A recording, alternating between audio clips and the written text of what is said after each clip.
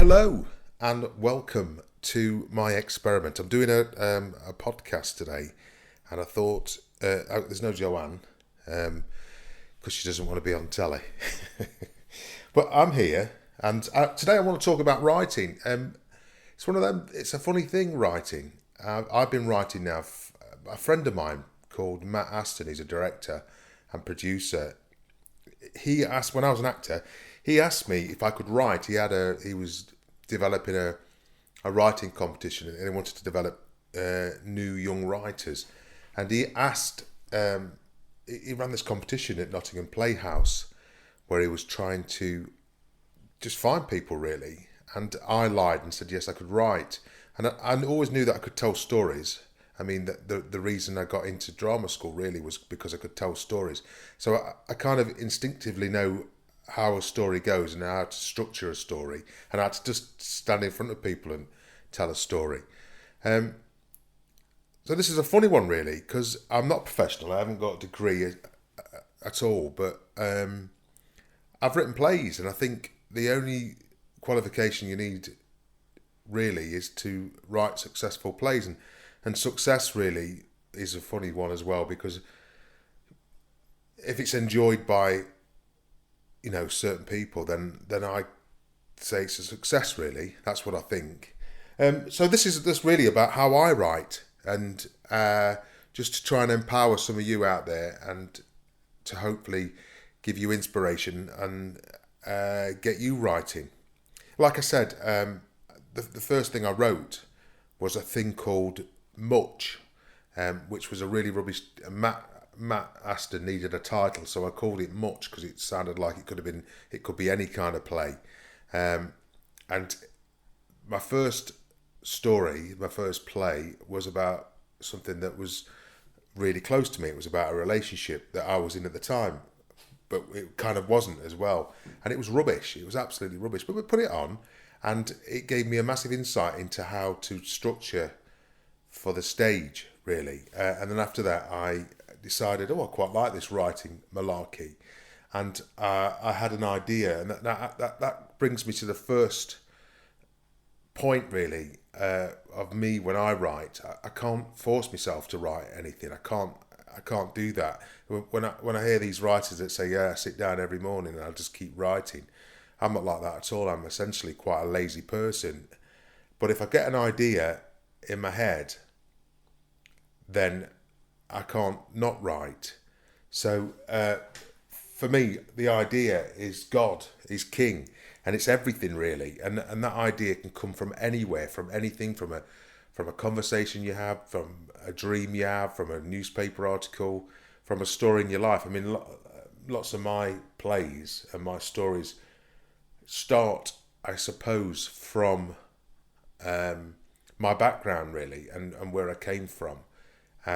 And I suppose because of where I grew up, I was quite lucky really in some respects, because there was lots of crime, and crime sells. So Grass, for example, was a true story that happened to me when 25 years ago.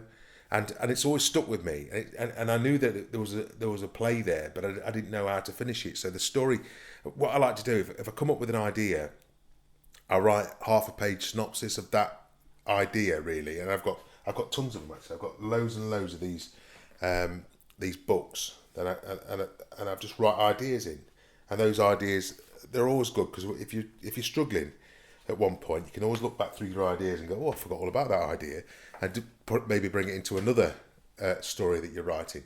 So first things first is the idea. Now, like that idea, in my experience, that idea wants to sit in your head, and writing isn't about physically writing. It can be about the thoughts that you have. I mean, I'm writing something at the moment, and all I'm doing is thinking about it, thinking about how it's going to end, and thinking about how it will begin, and how to different ways of telling that story. And today we have lots of technology. We have mobile phones, and we have microphones, and we have computers, and we can bring those onto stage, and we can tell the story through projections. We can tell the story through puppets. There's lots of ways we can tell our stories now. So we have to be mindful of those as well. But essentially, the idea is king. I've done loads and loads of workshops. I used to offer like a writing workshop for, when we was on tour, especially when we was on tour, I used to offer a writing workshop and used to get a group, a local theatre writing group that turn up, and I'd do an hour just talking to them. And the biggest mistake I found that they were making was they would just start writing, and they'd come up with an idea, maybe of a character, and then just carry on with this character. And I would say, well, where are you going? And they'd say, well, it doesn't matter, I'll work that out as I go along. And you just find that people will just write for years and years and years, and they never get to the end of their story because they don't know where they're going.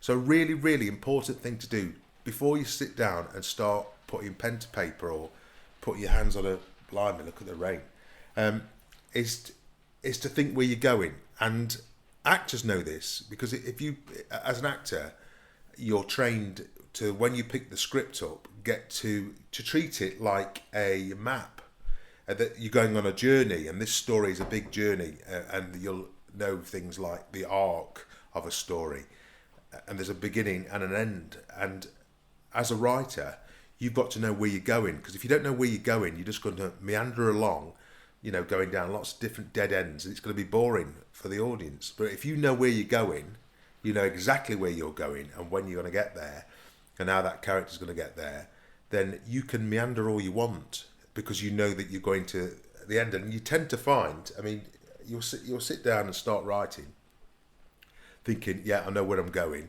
and then invariably things will happen, and you'll go, oh, that's a really good idea. I'll take them there because I can still bring them back here, and we can go and we can finish. So, idea is king. Second, always know where you're going, and then start to think about your characters.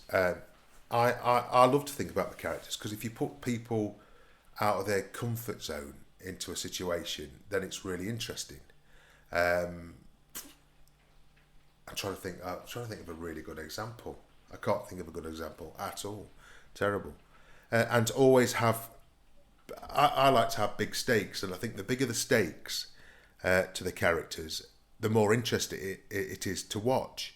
And that is about it, really. That'll get you going. That'll get you started.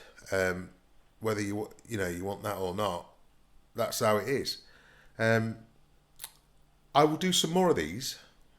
This is only a little 15-minute one. Thank you for joining me, whoever you are.